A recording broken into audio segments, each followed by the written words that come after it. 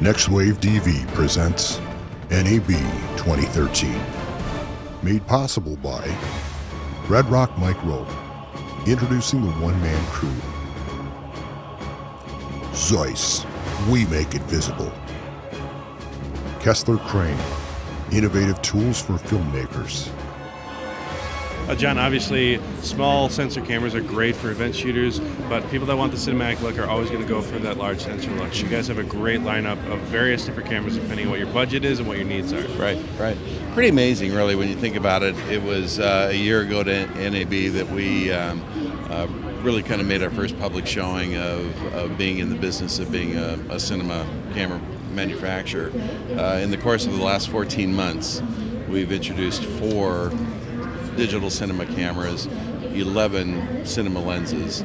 We've literally become a cinema company in the course of a year. So it's sort of that Apple phenomenon where everybody gets so spoiled by having so much come so soon. It's like, well, what's next? What are you going to do next?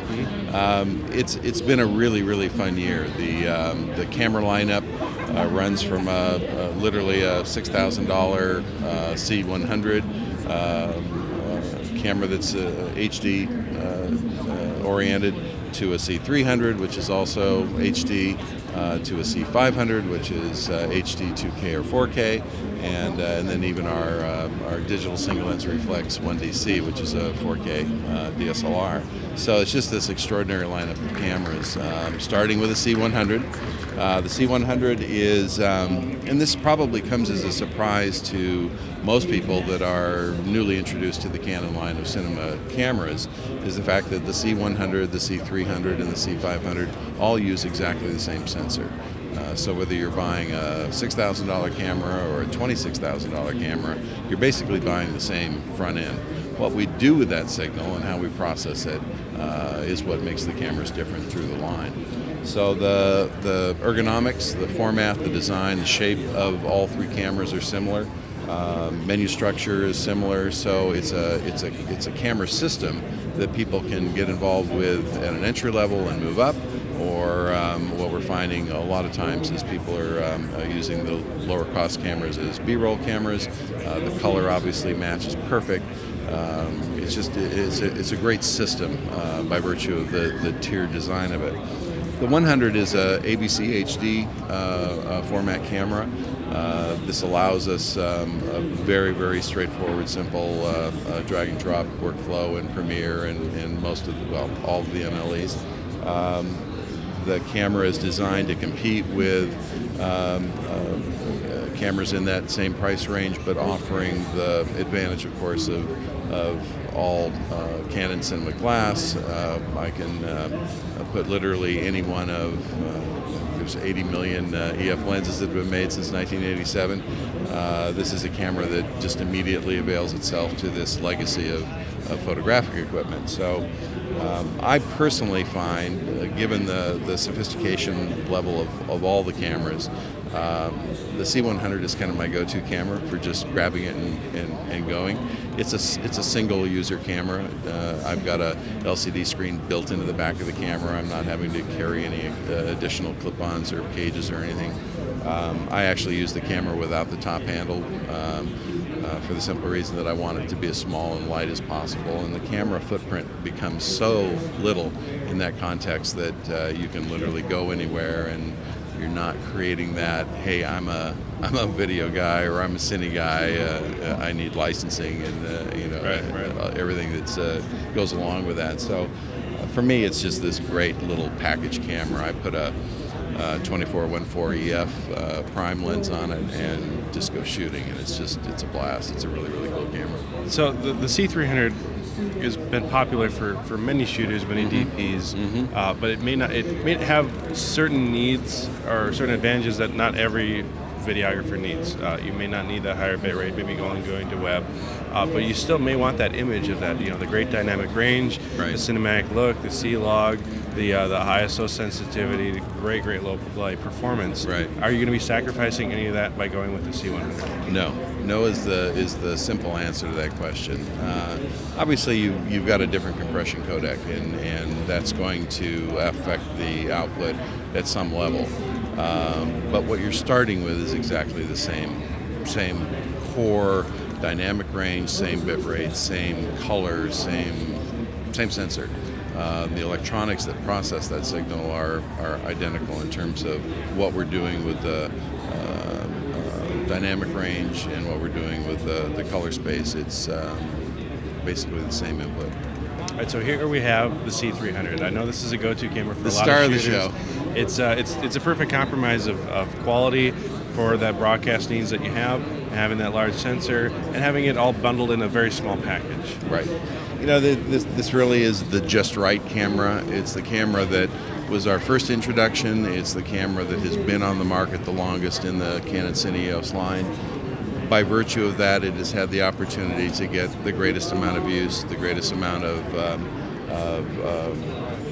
people signing on to it as their go-to camera.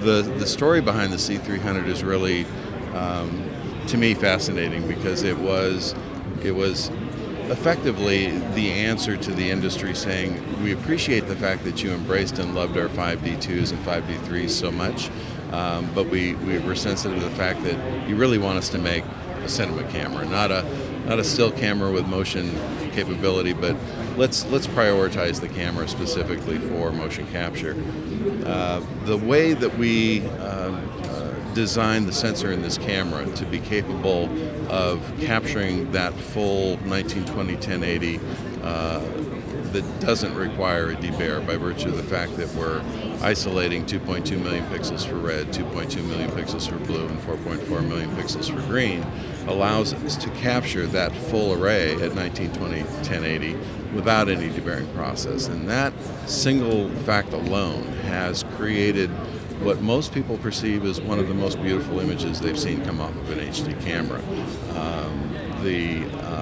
The purity of that signal and the color depth of that signal, even though we're talking about a 422 8-bit camera, which was one of the initial pushbacks when the camera was first introduced. It was like, 8-bit, really? And these files got pulled into color grading, and people were amazed at how much range the file had. It's really an extraordinary camera. The experience that I've had with it in my group is that where we designed this camera to basically be kind of a B camera in terms of feature. We weren't sure really where it was going to be embraced and who was going to love it. It's always kind of a roll of the dice. You don't know where a camera is going to go. The C300, it turns out, has been this remarkable camera that has almost dominated the doc business. It's like the perfect documentary camera because of its small footprint, its run and gun design, combined with this gloriously beautiful image that it produces. It's really being embraced for that. In television, which is where we assumed it would kind of find a niche, it was brought into a lot of shows to be the B camera to Alexa's A camera role. And what we found is that the two files mixed so well in terms of the dynamic range and color and look that this camera just became sort of the go-to B camera for Alexa, and in many cases we saw the cameras being adopted and moved to an A position just because the workflow was much less expensive and the image looked as good as it did. So the momentum that we've had in this last year has been really confirming. It's told us that we're on the right track. We're new to this world. There are great companies building extraordinarily good equipment in this world, but we've learned that we're players and that we have a product that is just at the beginning, really the infancy of where we're headed. So the 300 is really the camera that started it all.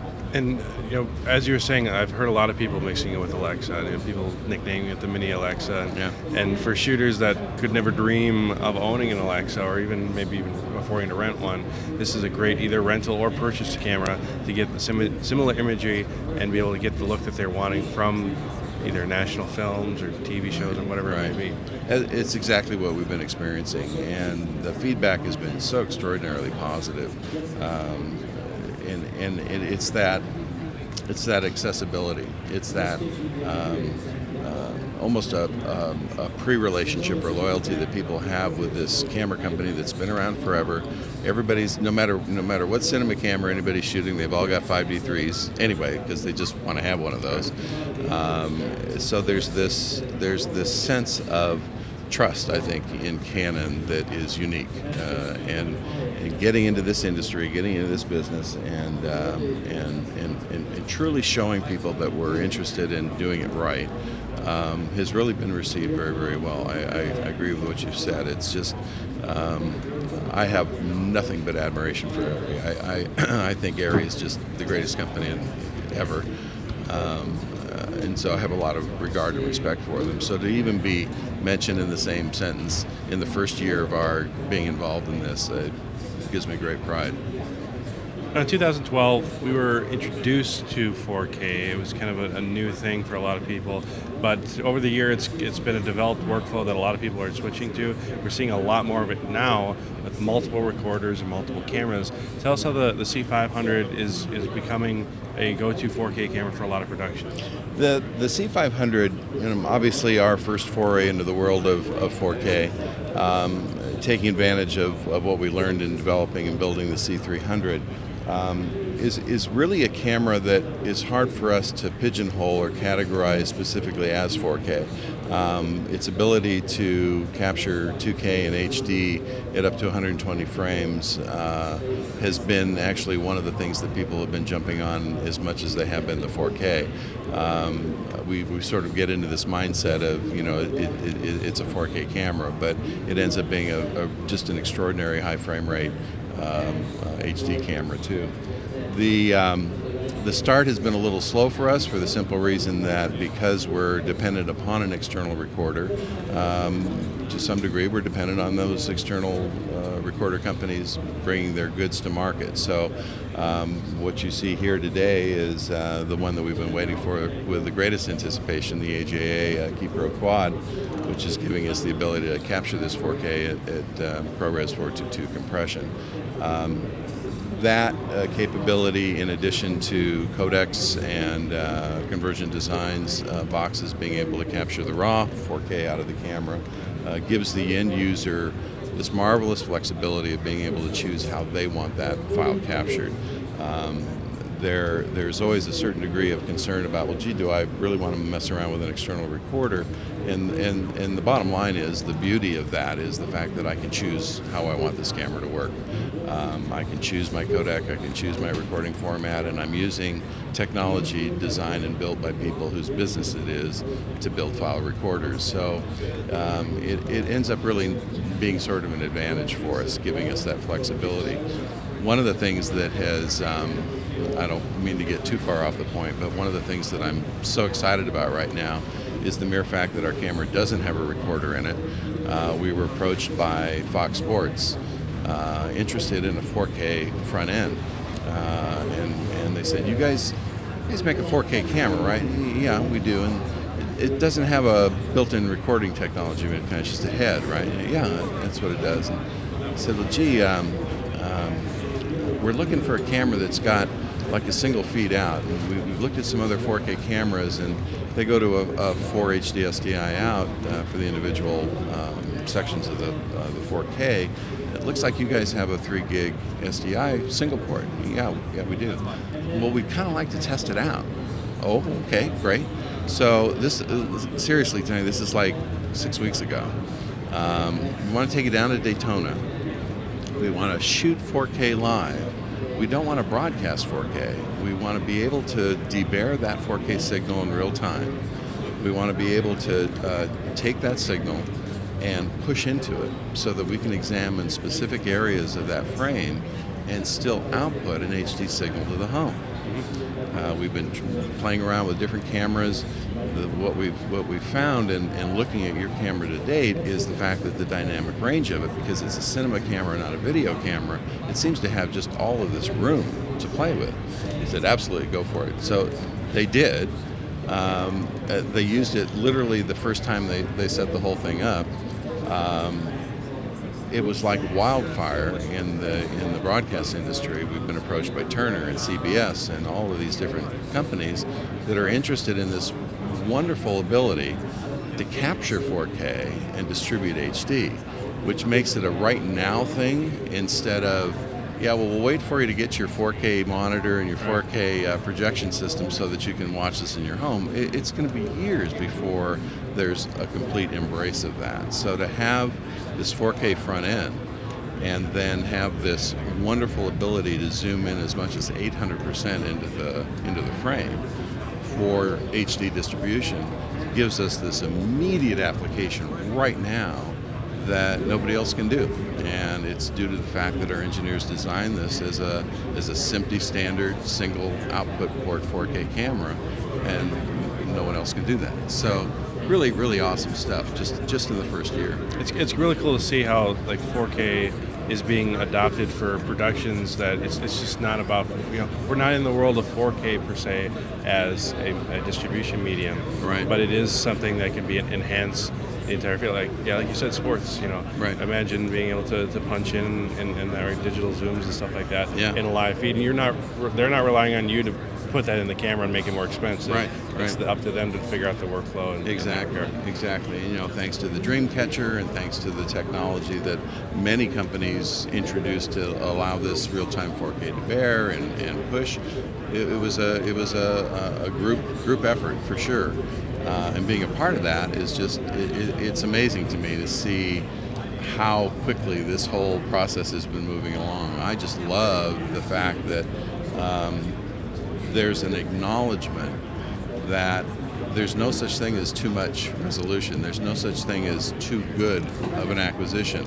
It's future-proofing that material and content forever.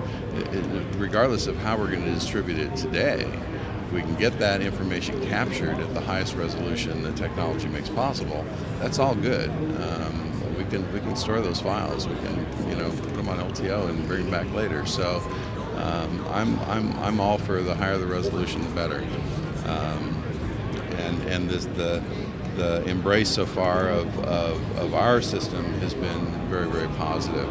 The cameras have literally only been on the market for about 3 months, so most of the productions that have actually embraced the camera and have taken the camera on are in production right now, and when they are able to sign off, we can tell people what these cameras are working on right now. But it's very exciting. The embrace of it has been very, very strong.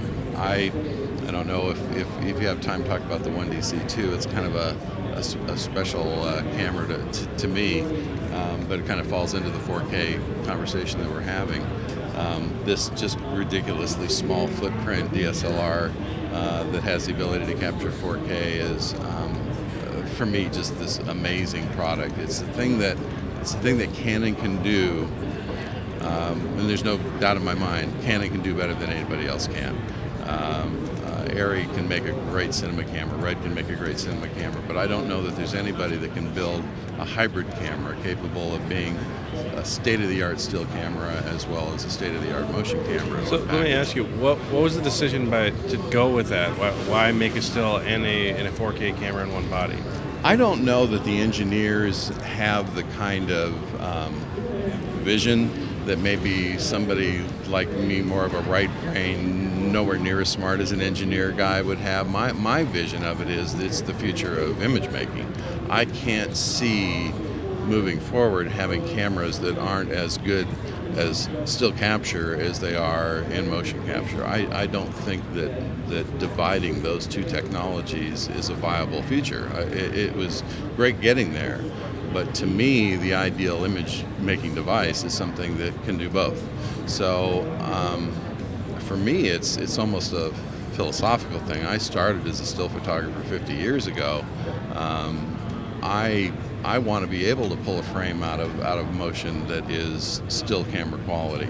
If the shutter speed isn't enough to give me the frame that I want, if running the motion at a super wide shutter is just going to make it look goofy, then I've got the ability to fall back on this extraordinary 12 frame per second mirror box phase detection legitimate still camera, and there's just no other company that can do that. So it's the hybridization that, to me, this is the future of image making, whether we call it cinema or still. I think going forward, this is going to be the kind of camera we're all going to want. So again, I don't know if the engineers have that kind of, grand vision, but I think it's because of the fact that we